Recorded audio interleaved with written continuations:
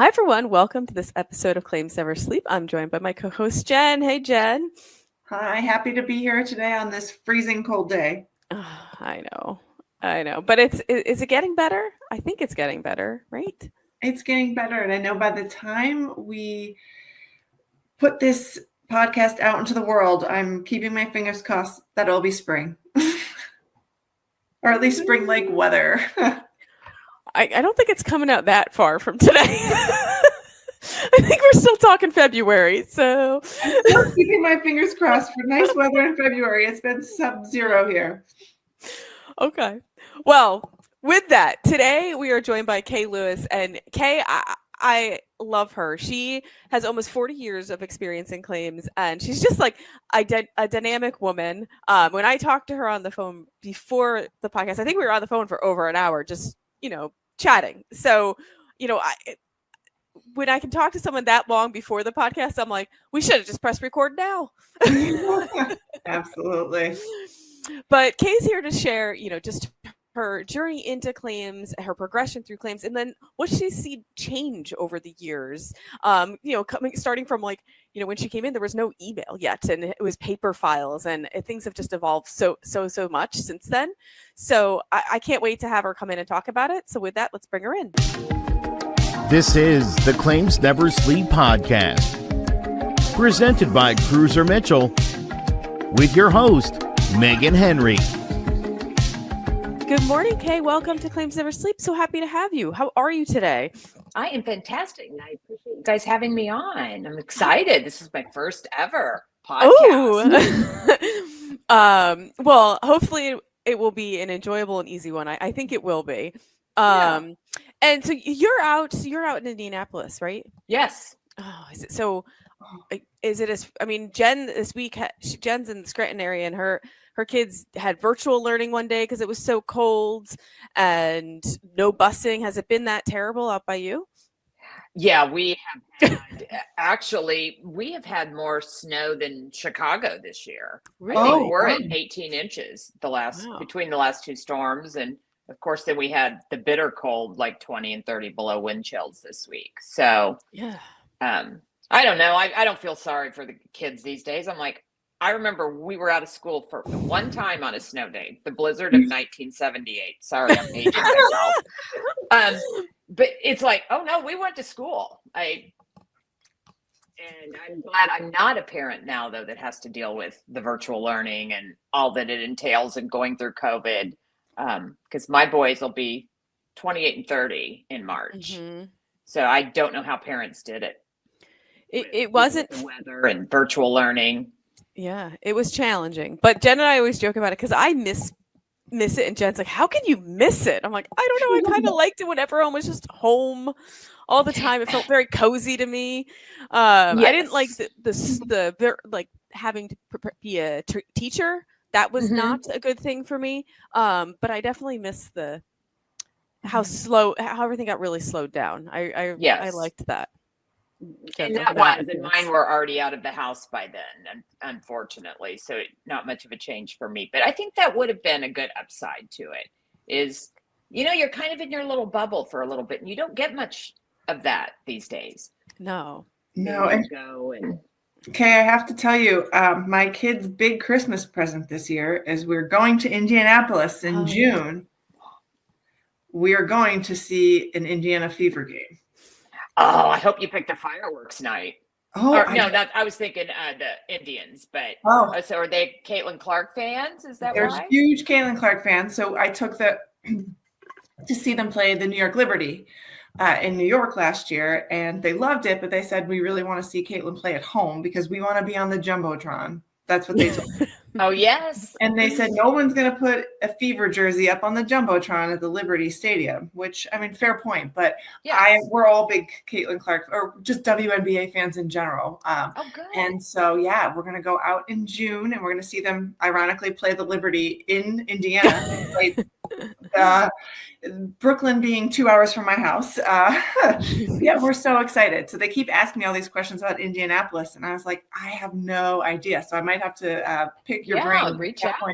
Tips, especially downtown. Like if you're staying downtown, by the arena, There's a place, it's called Massachusetts Avenue. We call it Mass Avenue, but the food and little shops, I mean, you can park and just walk all up and down, and it's just a great day.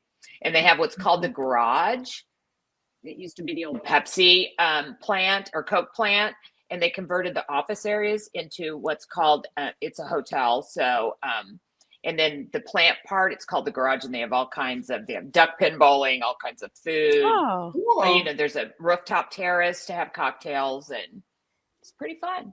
that Oh, sounds good. lovely. I never knew. Megan might be joining me in Indianapolis in June. Yeah, I know. She's going to be interested in the game. So, yeah. Yes, and this is something that our listeners know, and Jen knows quite well. She will say things to me like, "Oh, are you watching the game tonight?" I was like, "What game are you talking about?"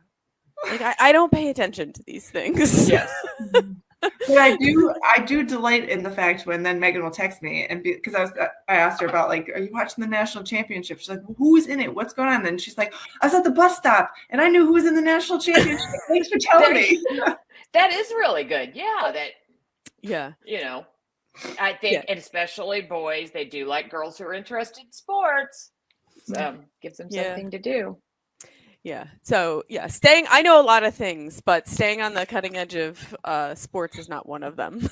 Me either, Megan. So, but let's talk claims, because that's what we're here to talk Yes. about. So, you know, Kay, you and I talked a few weeks ago, and we just had a great conversation because you have been in this industry for almost 40 years, and that's what we wanted to talk about. You have so much to share because you've pretty much seen it all, and you've seen the evolution of the claims industry to where we are today. So but before we really dive into what you've seen change and what your experiences, like, how did you get into claims? Like, was this your idea? Like, were you like, you know, I really want to be a claims adjuster? Or were you like many of the other guests we have on here, and they're like, well, I was, you know, an English major, or I graduated, I had no idea what to do, and I went to a job fair and I started working at this insurance company.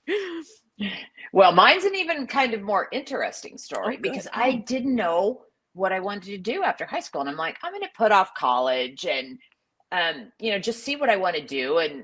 But of course, you have to work. So I applied for a receptionist job, not knowing the claims world. And it was at a claims office. Mm-hmm. So I started out as a receptionist, and I'd listen to the adjusters, take their recorded statements, make their phone calls.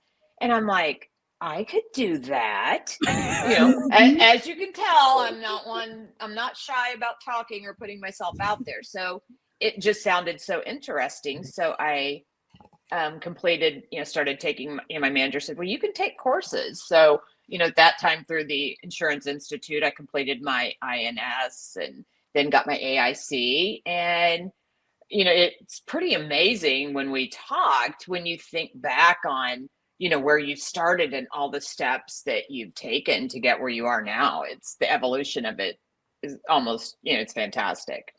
Yeah. So you started taking the classes, and then so you evolved out of the administrative role into the claims role? Like, how did that go? Did you were like, okay, I've taken the classes, I've passed, I'm ready. Throw me in. I did. It probably was only about a year and a half too. Mm-hmm. And you kind of think back now and you think, gosh, it was more simple then, even though, at that time, everyone did everything. So you did work comp, you did property, you did, liability, slip and falls, auto. So, it was so well-rounded. And then you'd start to think, okay, I want to get into more difficult claims. And, as time progressed, you got the more challenging claims. And I think that's the one thing that I've always liked about being in claims is it changes. Sometimes your day changes every few minutes. Yeah. So it takes a certain personality to do this. Mm-hmm. And no offense to men, but I've always thought you see more female adjusters. And because I think in this industry, you need to have a feeling of compassion and understanding, nurturing. Men are more, I want to fix it. But in this industry, there's a lot of hand holding, as I'm sure, in what you do as well. Yes. Yeah. And I had on, one guest I had on that prior to coming into Claims, she worked as a 911 dispatcher and operator. And I was like, what an amazing, like, groundwork for Claims, because it's similar, because you're working with people during a very dark time that they need your help, right? And you have to, listen and be compassionate and, not try to fix, but listen and help, and I found like that I never even thought about how like how good that is as a baseline into Claims. Yes. Yeah, because you have to learn, learn to listen. It's the compassion, because it may, and being a 911 operator, how many calls do you take a day? But that sometimes when you step back and think, you know what, this is my 15th call for tonight, but it's their first. I may have done this type of claim 1,000 times, but it's their first. And you still need that compassion and taking the time to explain to them, the process and procedure. Of So you kind of started being like the jack of all trades, right? Did you eventually kind of during the early parts of your career kind of move into a certain area, or were you handling all different things for a long time? Yeah, we started out handling all different things for, quite a few years. Everybody was what we called multi-line adjusters. And then I think companies started to question, how is this working? I think we need people to be more specialized, because they thought it would bring, better outcomes to the claim rather than switching from this policy to this policy. So I think that was about the time I moved into more of a general liability focus, between GL and auto. And it's so funny, as I tell you, it's kind of how I fell into this career in the beginning. As it went on, I things just, I don't know, fell into place. So as I'm working in auto and GL for a long time, I was with, I don't even know if we can mention it. I was at an insurance company, and the claims trainer was going to run the litigation department. He's like, "Hey, we'd really like for you to become the claims trainer." So I took kids right out of college. We'd get a big group anywhere from 8 to 15. And they'd be with me for 28 weeks, 14 weeks in property and 14 weeks of casualty. So that kind of going back to your well-rounded, you've done everything. And then at the end of the training, they were placed wherever the company needed them. And I loved reading a policy. People are like, how do you do that? I find it interesting. I mean, because as attorneys, the details count. When you're looking at a policy, does it say and or? Because if it's and, it has to be both of these criteria, or. So it's funny to watch their minds open up and watch them figure out, gosh, I like liability and casualty better, or, some would turn and be more towards property. And then actually that company was bought out, and they wanted to do their training in Columbus, Ohio. And my kids were very young at the time, so I couldn't transplant. So I applied for a litigation position. I said, I'm ready to start handling a lot more complex claims. And the company reached out and they said, well, we filled that position internally. Would you be interested in field liability? And I'm like, yeah, oh, count me in. So I spent a lot of time on the road. 3,000 to 4,000 miles a month. I had, if you cut Indiana in half, I had as far north as South Bend, Lawrenceburg, South, and Southwest Ohio. So those claims were a lot of slip and falls. You'd meet with people, meet on site, try and do on-site settlements, a lot of fatalities. So, going out doing diagrams, measurements, kind of an accident reconstruction. and did that for quite a few years. That was training and liability field were probably two of my favorites. Yeah. So and then when they were said doing that away was- with the liability field positions, they said, well, you've got property experience. So I spent 10 years climbing roofs and going in crawl spaces and writing fire estimates.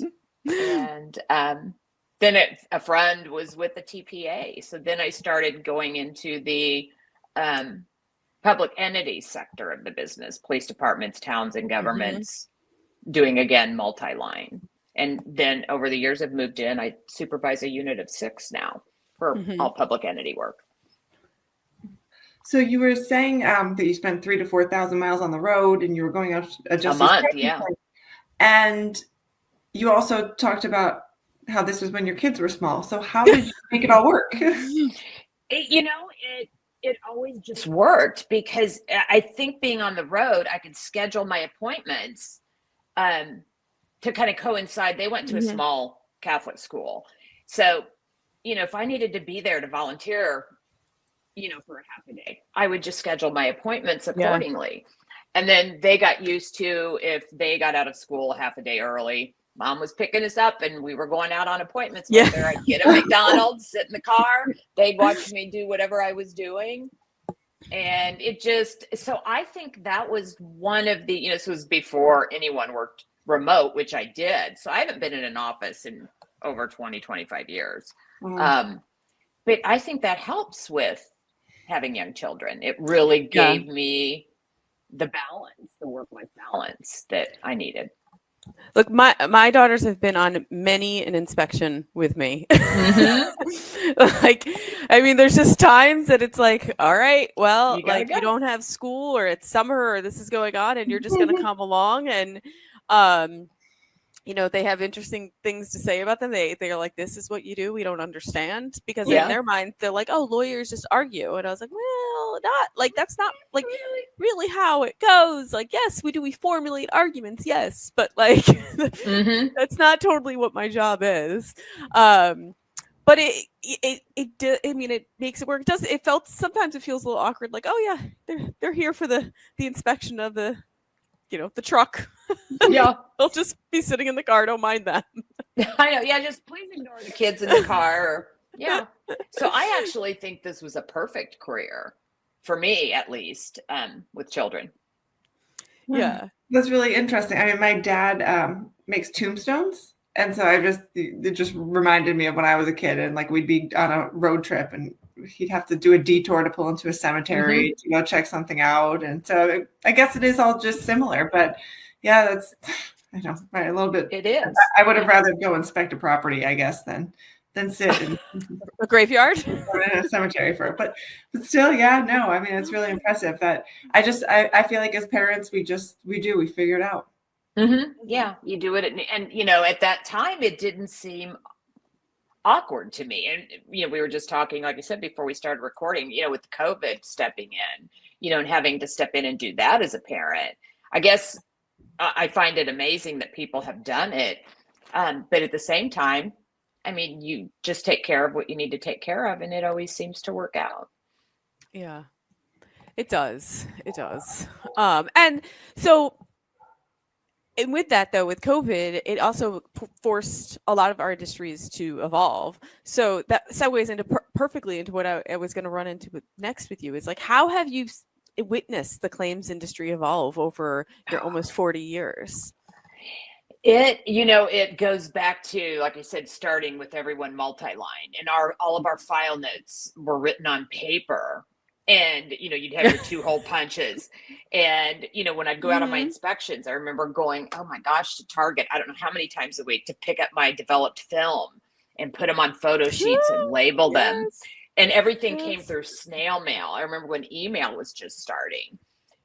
And it's so funny to watch the evolving of claim systems and email and fax. And, I miss those days, though. I think it was a slower, different pace.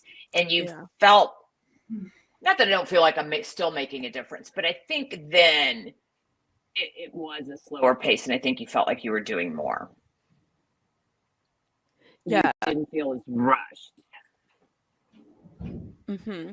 Well, and did you find then, like, even your claims load was less? I feel like now you have a larger claims profile to handle Mhm. and at a much faster speed, whereas before everything went slower and you probably had less You live did. claims. One of the companies I worked for, the second floor was all claims and it was full. I mean, Mhm. you could have a unit with 10 adjusters. And the third floor was all legal. And then it started, going the other way. So I think every company is doing more with less. So not Yeah. only are you doing more with less, but you brought up a good point. The pace is different because there is email, texting, the internet. So people expect a different level of service and they want it now. Mhm. Yes. So you are moving at a different pace.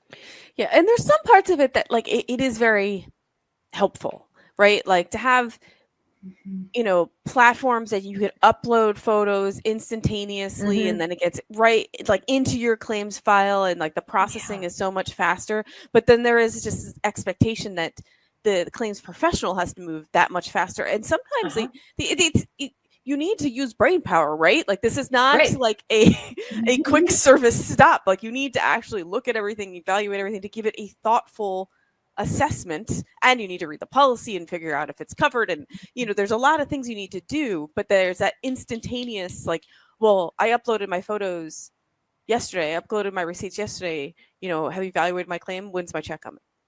Yeah. It has changed, just reviewing an old BI demand, and I still miss that. I still miss printing that out and touching that paper and putting my strips on where I want to mark, and now you're looking at a screen and constantly trying to go back and forth to remember. And so with the involvement of the technology has also changed our risk exposure. You see a lot now, people needing cyber coverage and because of all the different risks that it's also opened up to. So different pace, and also the changes have evolved into new policy coverages and endorsements. Well, it's also interesting being on the flip side. So I've talked about this before, but my husband and I, unfortunately, have had 3 car accidents and a tree fall on our house this year. So to go from never, ever having to file a claim to filing quite a few. And it's on an app. Like I don't even get to talk to a human. Right. Like throughout the entire my car accident, I did not talk to one human being. I just really, crazy. It was just all done on the app, everything. And how did you feel about that? Because I think you lose that personal touch. Yes, and so I mean, luckily, like at the rental car place and all the stuff, there were people, but they where to go. But everything was just like boop, because you do it all on the app. You tell them what happened, and you don't even see the money. The money goes right to went right to the collision center. So like nothing changed hands. Yeah. So for me, it's okay, right? But I am in my early 40s, and I've kind of been in this world where I spent the first half of my life without technology and the second half relying on it. So I'm okay with it. But I have a sister who's just 1 year older than me, and she would die if she had to do everything on an app. Like she doesn't know how to download an app. Yeah, so, really? Yeah, it's funny. And so she won't listen to this, so you don't know that I'm making fun of her. But I do think that it's like a generational divide and a generational difference, that there are a lot of people, and I'm sure there is the option to call a 1-800 number and to submit it that way and to talk to a human. But if you don't want to, you don't have to. Yeah. And see, I'm the opposite. Somebody says, download the app. I don't want to download an app. When I call somewhere, I really want to spend time talking to an actual person. And I want to provide that same service to, my clients or my team. And it's funny to see, when we have team meetings, and I'm like, you know what? after you've gone through about the third or fourth email correspondence back and forth, it's time to pick up the phone. Yeah. And the younger generation does not like to do that. They want to text or do the app or continue through email. And I'm like, you lose a lot in translation. Emails and text can be misinterpreted for tone. There's no tone or, depth to them. So I try and even get the younger generations. Yeah, sometimes you still, put that personal touch on it and pick up that phone. Yes. And I was talking to Jen about this just the other day, and I don't remember what forum I was talking about. Maybe it was on another podcast. I don't know. But I was having the same conversation with my daughter, who's 12. Jen has a 12-year-old and a 10-year-old as well. And she was having a disagreement with one of her friends over text. And I was like, look, I feel like the texting isn't working. I think you need to call her on FaceTime. She's like, well, I don't want to call her. I was like, well, but clearly you aren't resolving the conflict going back and forth on text, and there's misunderstanding. So I just feel like you should just pick up the phone and FaceTime her and talk about it that way. And there was so much resistance on her end because she was like, well, I don't want her to see me upset. I was like, I get it, but I think you both know each other's are upset. So why don't you just hash it out on the phone, and you can cut through all the misunderstanding that could be happening on text, and it's probably faster, and you'll probably resolve it, and then you'll start talking about something else and move on with your lives. Other changes, because when we were young, we didn't have texting, and kids got mad, and they might get in a fight, or they'd walk away, and they'd have that cooling off period. And now I couldn't imagine having to be a child or raise a child in the atmosphere with social media and texting and it's not fun learning interpersonal skills. I think it's missing. It definitely is. My daughter and her friend had a misunderstanding yesterday, and the mom and I are very good friends, and we don't like to meddle, but sometimes, like, she just checked in, like, is your daughter okay? She seemed upset.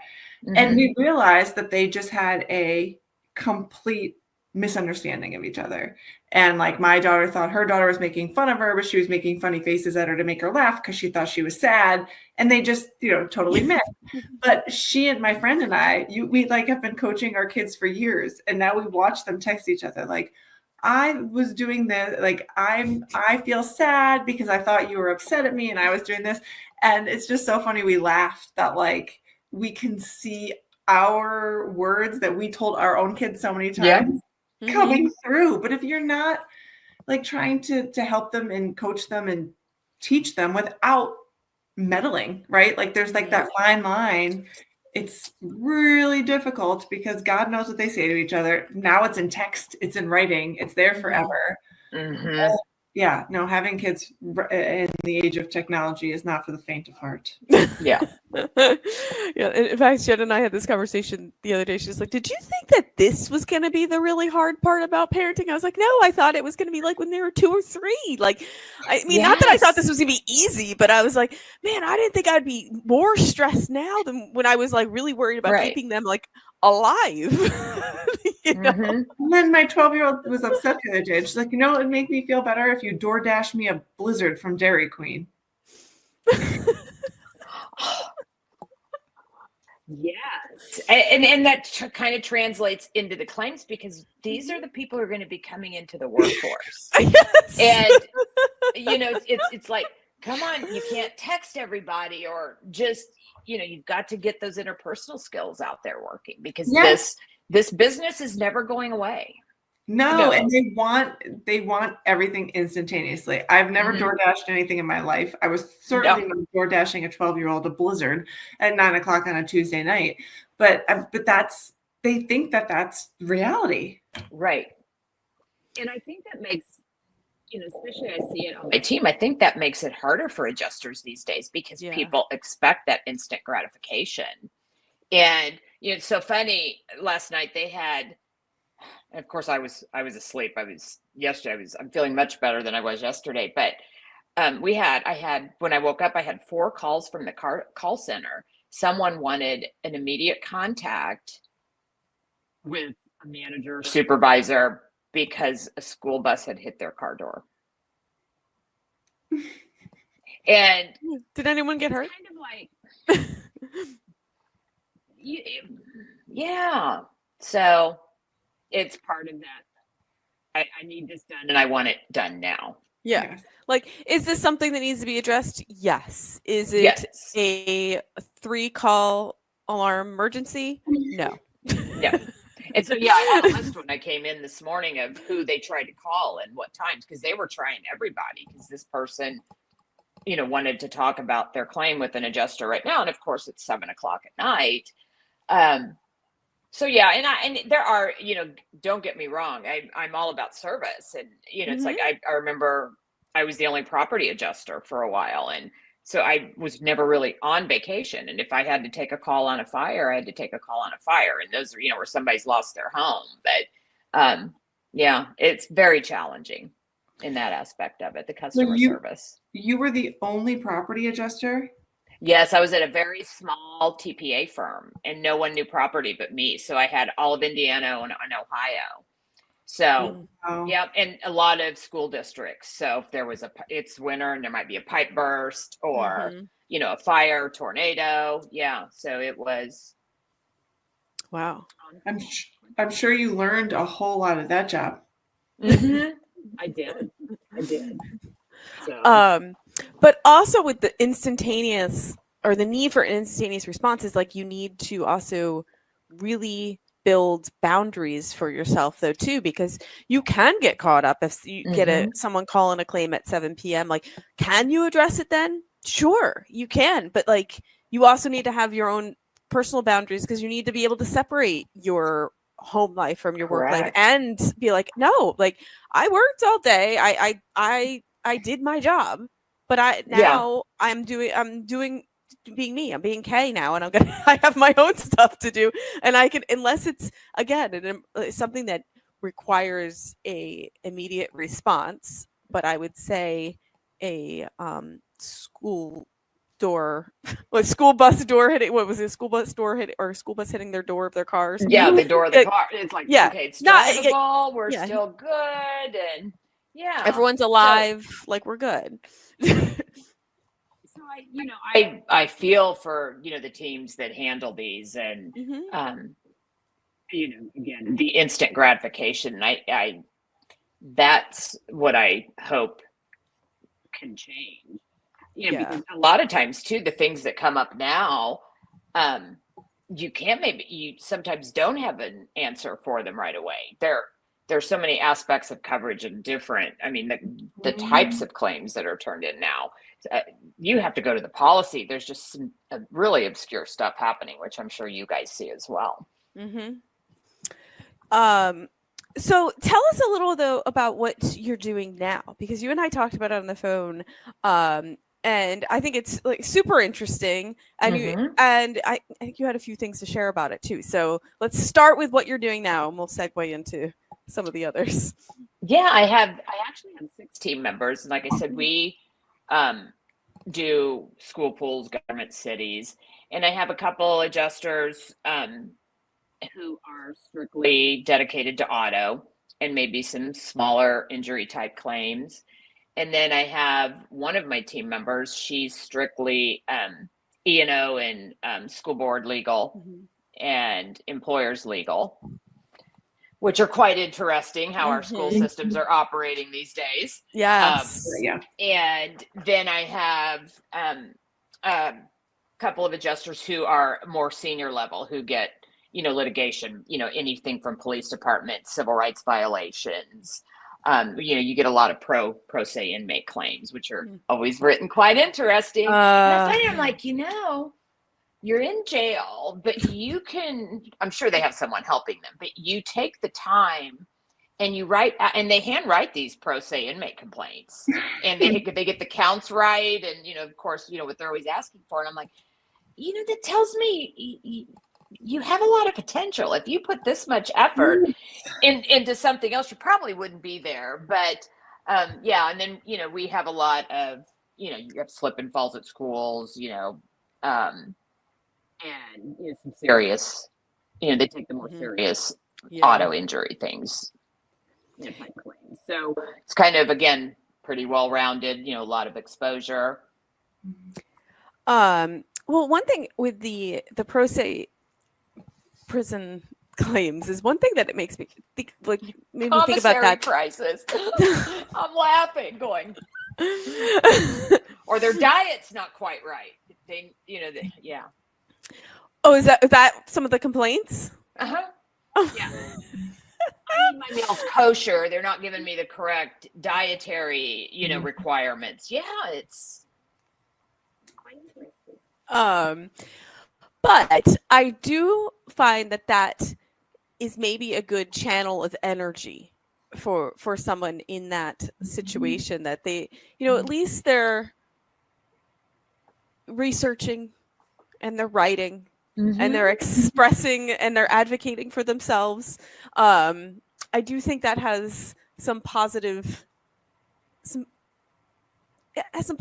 to it. It does. Yeah, it does. And that's what I look at it. I look at it as positive. It's like, my gosh, you can write out this whole complaint. I'm not sure I could do it that well with my experience. And it's like, I see that. I'm like, you could really have some potential here. So I worked for a plaintiff's firm for a little bit, and they did a lot of civil rights cases. And so I would go to the jail and meet with our client or our potential client. And they'd be like, well, while you're here, my friend wants to meet with you. And I'd get like a line out the door of all of these people. I mean, everyone would have and it's so hard parsing out what is real and what is not, right? Because there's just so much allegedly occurring there. Yes. So yeah, again, and I always say, it's going to be, everyone's always going to need insurance. So there's always job security. But I think I like the variety that I have, because my mind needs to stay engaged and be challenged. So there's one gal on my team who, does strictly auto, and she's so good at it. And I just praise her all the time, because I'm like, I couldn't do what you do. I really couldn't. I don't have that patience anymore for the call yesterday. Gosh, there's a dent in my door. You have to fix this now. So it takes a special person in each line to do it. But I think it's the monotony. It was the monotony for me to have to deal with it. Like not having monotony. Yes. Mixing it up. When it's kind of the same thing, claim after claim after claim. It's like you kind of get on autopilot, and I don't like my brain to do that. I really want to provide that level of service and be challenged and do something. And that's what I like. Again, every 5 minutes you might be doing something different. I agree. I handled professional liability claims for about 6 years, and then I jumped over to GL. And everybody said, why would you ever go from professional liability? I was like, because I'm getting bored with it. I want to try something new. And GL is certainly no cakewalk, but no repeats.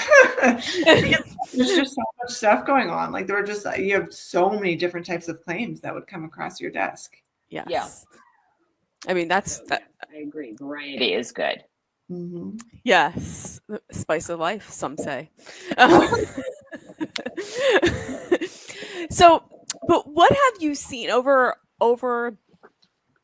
the course of your career, though? How have you seen things change as to how cases are litigated, and like how they're approached by either the claimants or the attorneys? Like, have you seen a change in that? Oh, yes. I mean, we're in a more litigious society, as I'm sure you're aware. And I find it kind of sad because, again, I got into this and I have that servant's heart. So the best aspect of this job is when somebody sends you that email, I so appreciate your help. There was a lady, this is a story, I may deviate off, but go ahead. She was a slip and fall.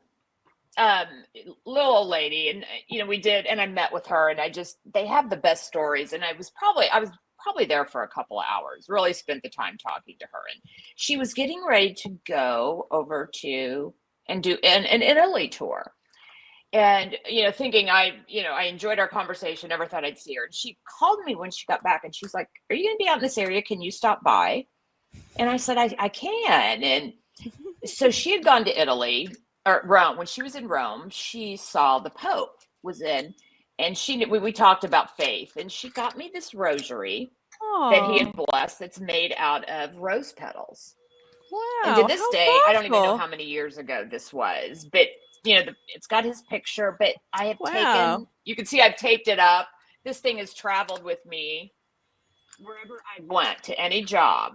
And it sits there as a reminder of what you can do for someone. Yeah.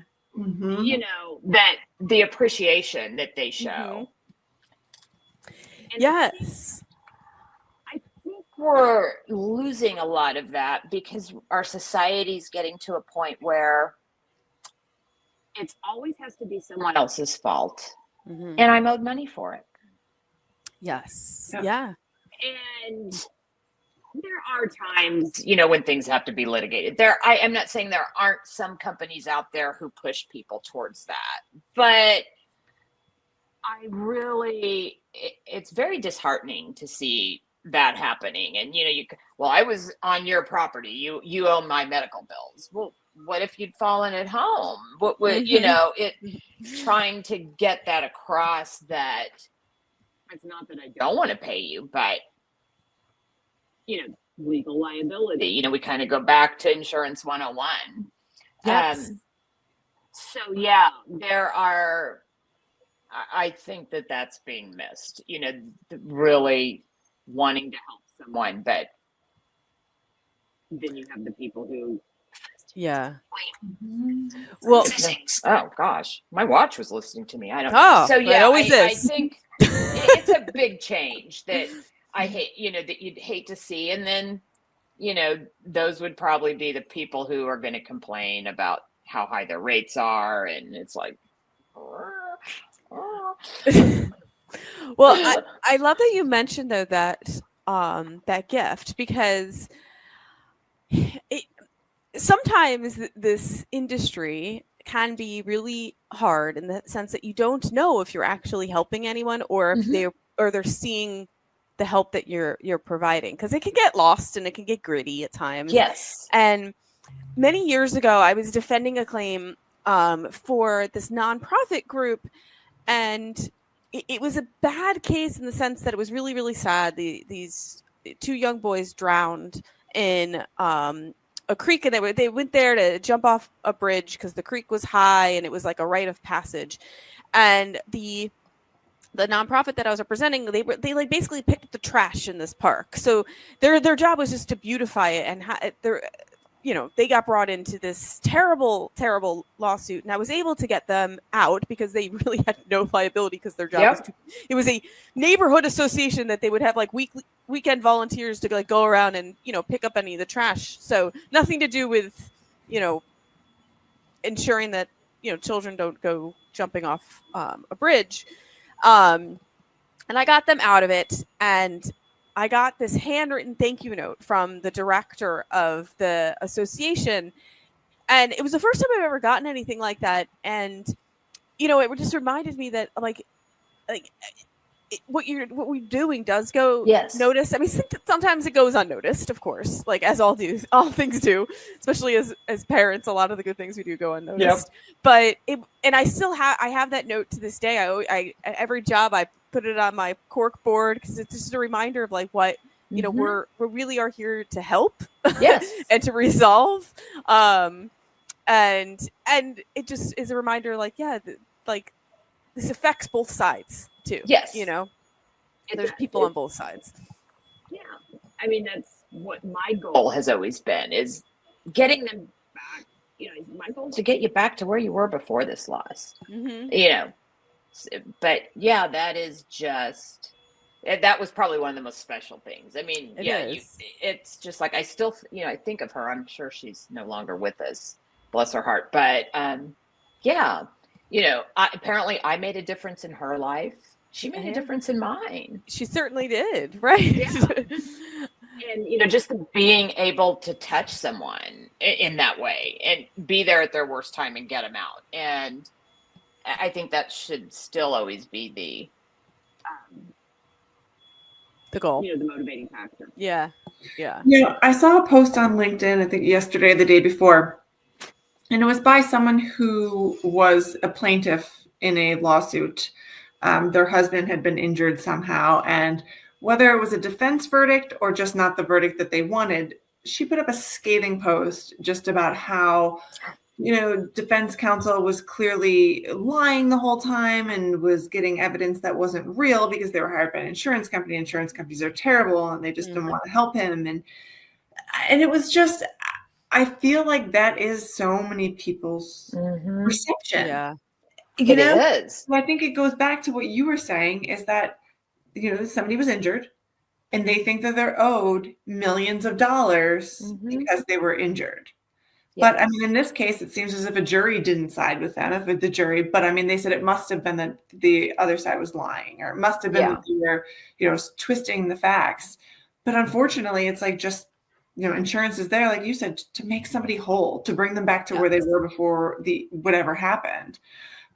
So it's just awful that, there's people like this woman who you touched her life so greatly that she thought of you while she was on vacation. Yes. Yeah. And then there's somebody who said, well, there's an insurance company that can't be trusted. Right. There's just the two ends of the spectrum. Mm-hmm. And that was one of the advantages of being in the field and meeting with people. And, I would hear that a lot. You're the insurance company. You don't want to pay. And I'd always go, you know what? I'd love to pay you.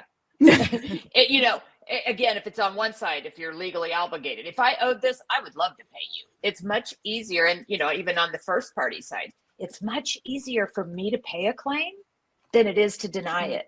Do you know how much more work is in denying a claim? And it's not my money. I don't care. I'd love to pay you and have you be happy and go on your way. But if I can't document my file as to if there's damage or, liability, I can't pay you. So sometimes you would see the wheels turn. But I always tried to leave with them having a better perception than when I first arrived. Right. That's what I tried to do. So I always know in my career, I've always done the right thing. Right. It may not have made everybody happy at the time, but if you're looking in this world to make people happy 100% of the time, you're going to be sorely disappointed. Yes, because no one is ever happy all the time. Yeah. So, but in your time, you've had to work a lot with outside counsel, both on defense and plaintiff side, and we have a lot of attorneys who listen to this podcast, and what are some of the things you see with your own counsel, with defense counsel, that are things that you love or you praise, and then some other things that you're like, oh, why did they do this? Like, what are some tips and pointers out there for our attorneys who are listening and like, okay, tell us. I know. And I know you guys, I think, on our side of it, I myself personally have always found a little frustrating that, okay, what are our chances I'm getting out on a motion to dismiss or a motion for summary judgment? And I know as attorneys, ethically, it just bothered me. I've never got 100%. I mean, usually, I don't know if there's a class. Oh, we're at 60 or 70% on that, and so. But most of the defense counsel that I've worked with, if we want to stay on defense, I've never had really a problem getting what I need. But I think sometimes they're in the same boat that we are, in that they're handling a lot more with less. So their time is valuable. So just following up on, where's your initial analysis? Where's, your budget? I need an answer to that complaint. But rarely does that happen on, the defense side. Yeah. Plaintiffs' counsel are an interesting breed. I know, Jen, you said you were a plaintiff attorney, but I wish there was a better relationship.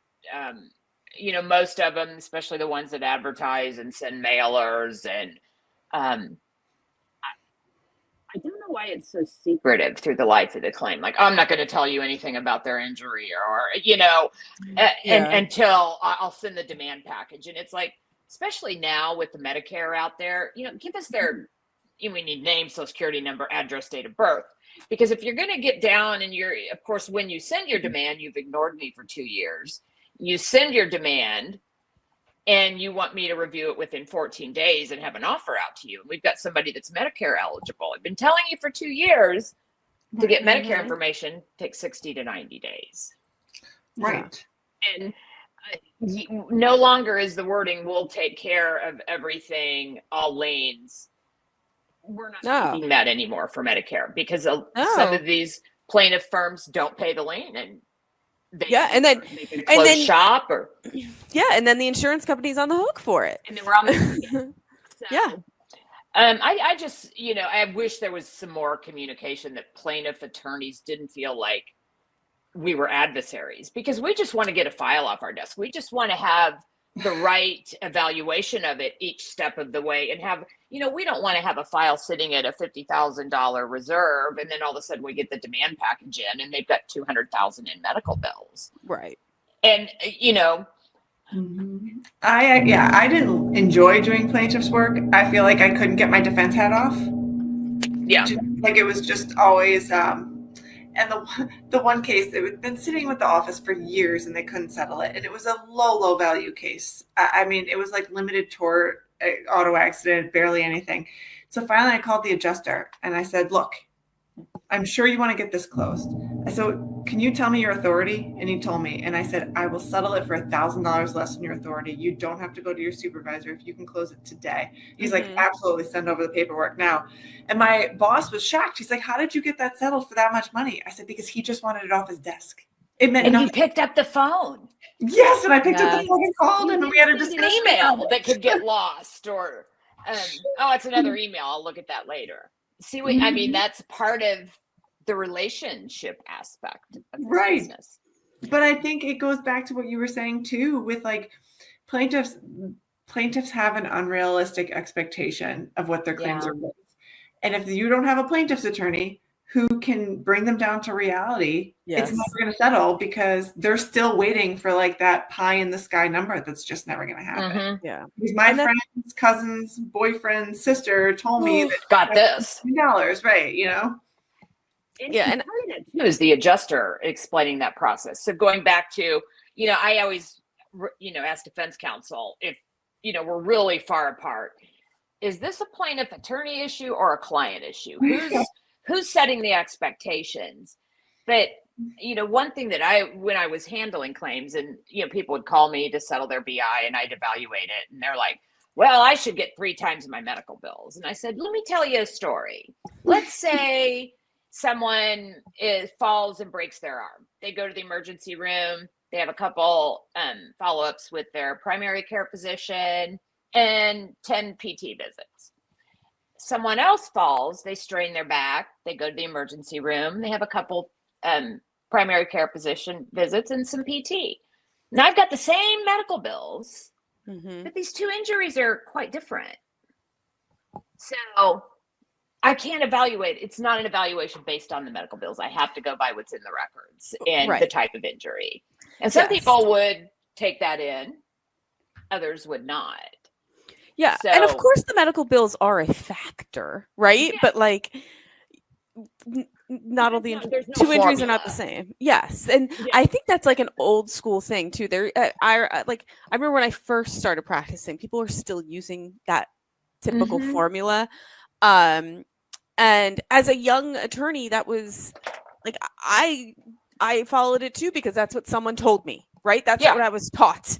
And then as I became more experienced, I realized, wait a minute. This doesn't make much sense. And because then you also realize, not all bills are the same, like you might have a bill of X because they were seeing some chiropractor who doesn't have covered by insurance. So then all the bills can be posted and then nothing gets reduced. And like, there's all these nuances that I then learned as I became more experienced that, it's not, apples to apples.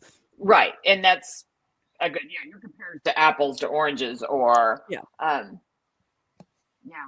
So Um, I know something that we haven't touched on, and I'm sure, I don't know if you guys are seeing this. It's I do have someone on my team too who does our sexual misconduct claims. Mhm. So those are really kind of a Yes. trend now that they've extended the statute on those for minors who, are Mhm. now coming and saying, whether it had been, happened at a school or church or whatever.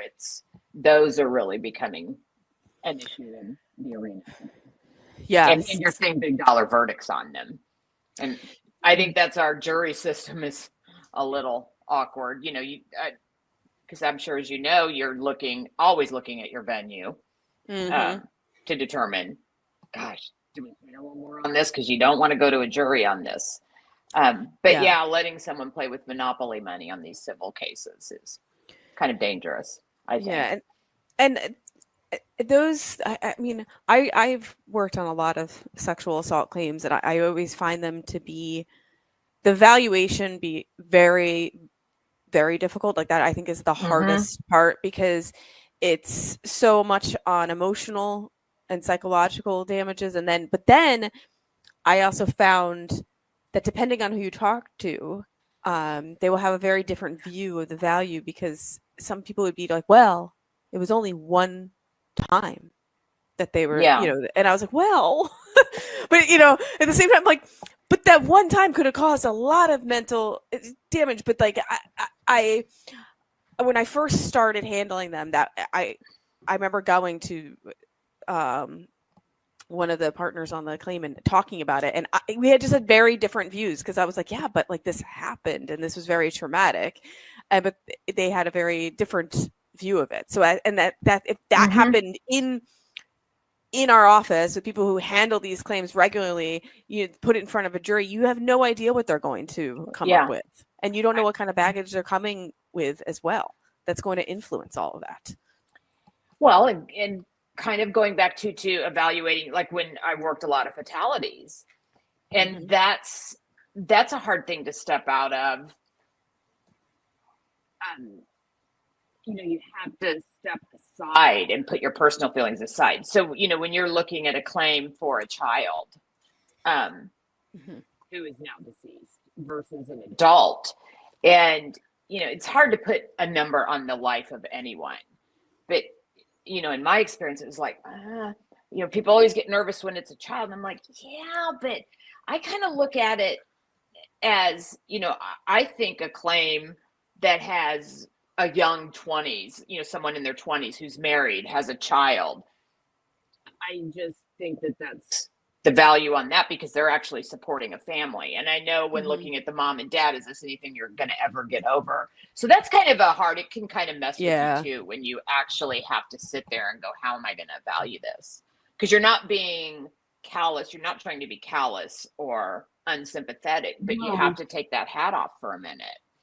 Yeah. You have to look at it very objectively. Yes. Which is hard, especially when we started this podcast talking about how you need to have compassion. Yes. And we're ending it saying, take the compassion, throw it out the window for that one time. This reminds me of, so back, I used to live in Hartford, Connecticut, and we had a really bad snowstorm in October the one year, and everyone lost their power and for like a week. But for some reason, my block came on 2 days later. So I kept inviting everybody over for dinner every night, and whoever wanted to take a shower, do the laundry, whatever. And I was working in claims for an insurance company, and my husband was in residency.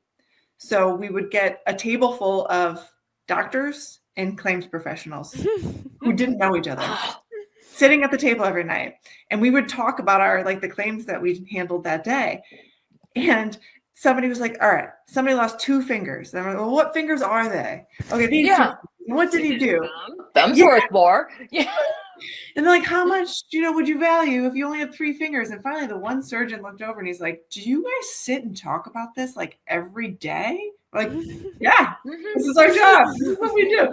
But I just remember the look of like, on his face, like, really? Like, this is your job, valuing what your life would be like, if you lost 2 fingers, or if you, lost a foot, or, hurt your back. But yeah, that's our job. And trying to gauge it from the general public, like what would that be to you? But what would you do with it? And well, it almost goes back to too, when I was in a training position, I created a bodily injury evaluation class. And it was so funny, I'd take real files, black out some of the information, but I'd have everyone evaluate what they thought the claim was worth. And it was so funny that the newer adjusters had there was a big difference in value, but the newer adjusters, their values were so much lower than a more experienced adjuster. And so I'd ask them at the end, why did you come up with the value? Well, newer adjusters were afraid to spend too much. Experienced adjusters knew how much time it was going to take them to keep working that file. And if they could pay that extra $5,000 to get this off their desk, they would do it in a second.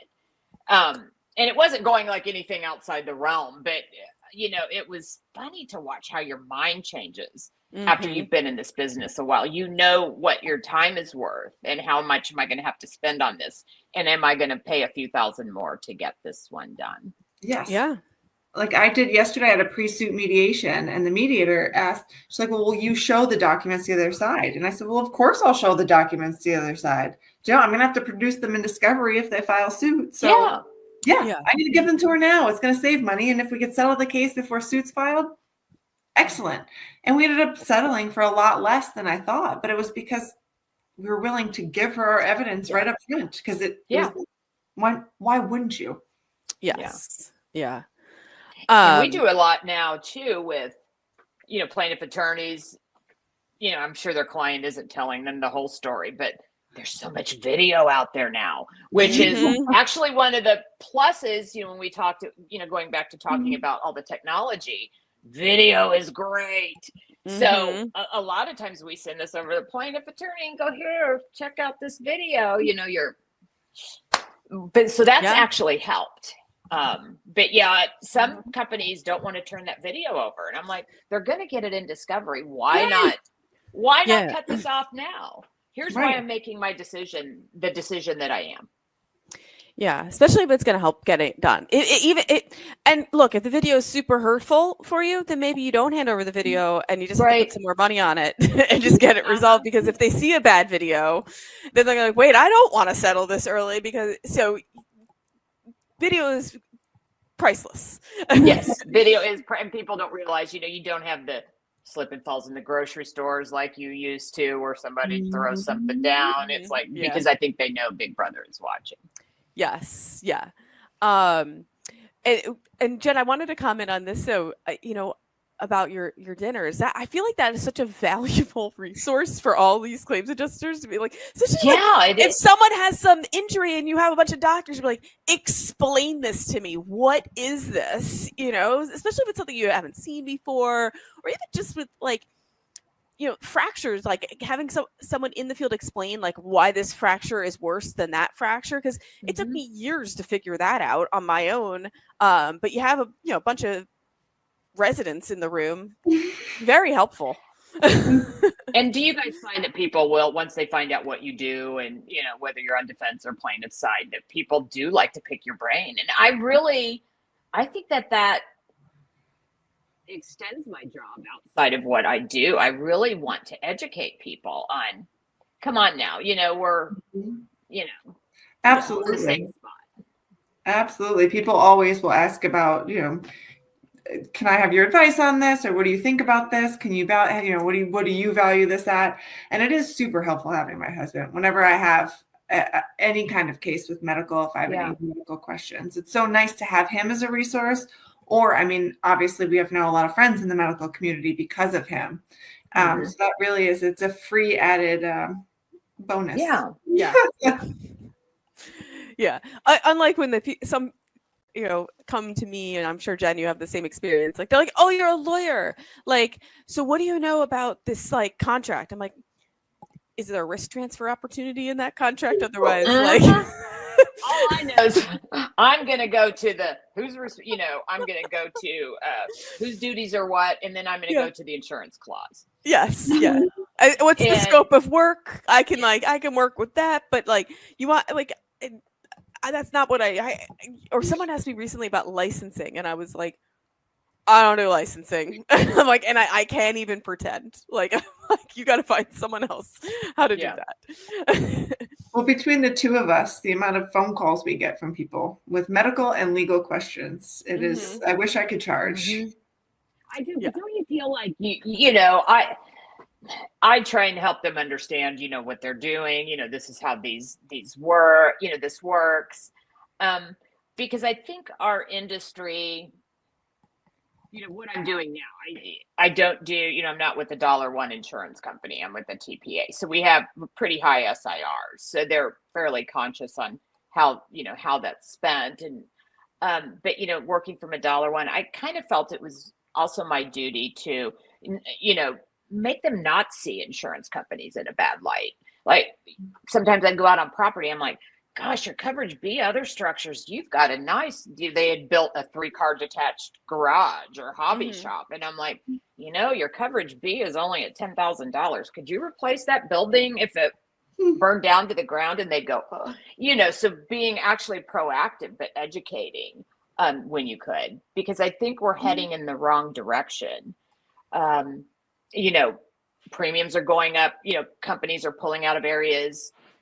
We'll use Florida and California, for example, because of the things that are happening. And, COVID, parts prices have gone up, labor rates have gone up. So, of course, the cost for vehicles, the cost to repair vehicles. So we're all paying for that in some way. Yes. And so I really do like to educate, so that they see that this is all a big pool we're kind of sharing. Yes. So there's a local nonprofit here that has a group of women who they are trying to help educate and help these women be able to live on their own and support their families on their own. And at the end, they go through a series of classes and trainings. And then at the end, the nonprofit will put I think it's like $5,000 or $7,000 in their bank account to start them out to try to do things. Yeah, and so they ask professional women to come in and give them, like, my cousin's a real estate agent, and she went in and talked to them about like apartment leases, or if you're going to buy a house, what are the steps? And so they asked me if I wanted to do a class. And I said, I would love to talk to them about insurance, like to talk to them, what insurance do you need? What kind of limits do you need? All of this. The day before I was supposed to present, they sent me an email, and the topic of conversation was how to buy a car with Jen. Oh. And so I was, how to buy a car? I was like, I wanted to talk to them about like what limits they needed on their insurance, and like how to buy, why you need apartment insurance, and like rental insurance, not about how to buy a car. And so I missed my opportunity on teaching people how to get proper insurance. But I tried. Yeah, you did try. Valiant effort. Because things keep going the way they're going. I mean, traditional insurance is going to be priced out for a lot of people, and you can't do without it. So it's going to, I think it's going to take all of us to kind of streamline and understand where things are going, and do what we can to help the industry. Absolutely. And I think, to your point, people don't also understand the coverage they're buying and the limits that they're buying, and then they get into an accident. Yeah. So why isn't any of this? Why do I have such a low limit? And it's like, well, that's what you purchased, but you just didn't know. Yeah. And then if there was one where we had the limit, and low limit, it bought state minimum, and then rarely, it doesn't happen often, but when you run your assets check to see if you're going to let them accept the limits, this guy owned a house, he had over $1 million in his investments, and I'm like, oh dude, this is all you purchased state minimum, and it was it was a pretty serious loss. So when you see those commercials, I don't know if it's the Progressive or whoever, name your price. And it's like, don't name your price because you might not have the right coverages. And I don't want to be the one to come out and tell you I can't hear. Again, going back to the other structures, I don't want to have to come out here when that burns down and hand you a check for $10,000 and be on my way. Right. Well, Kay, we are just about out of time, but I loved having you on, and I can't let you go before I ask you this. Knowing what you know now, what advice would you give your younger self? I